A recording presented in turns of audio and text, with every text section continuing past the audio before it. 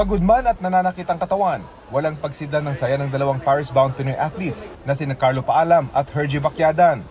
Dumating sila kagabi galing Bangkok, Thailand, kung saan ginanap ang second Olympic qualifying tournament para sa boxing.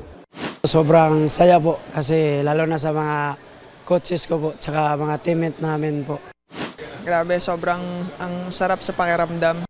Si Bacyadan matapos bigong mag-qualify sa first qualifying tournament sa Italy, ibinuhos niya ang lahat para manalo sa laban sa Thailand.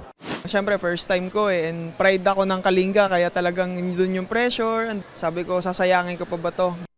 Pasok din finally sa Olympics si Paalam na tulad ni Hergy ay bigo sa Italy matapos ma-injure ang balikat.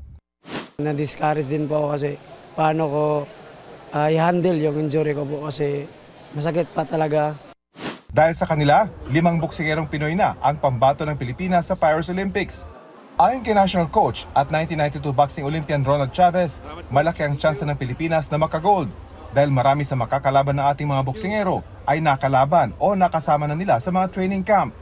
Itong nakaraang training camp namin sa Thailand, halos nandoon lahat yung yung magwa-qualify. Talagang nagbabasahan kayo kung anong mga laro na pwede ka manalo. Sa kabuuan, 15 atletang Pinoy na ang pasok sa Paris Olympics. Para sa GMA Integrated News, Rafi Tima nakatutok, 24 oras.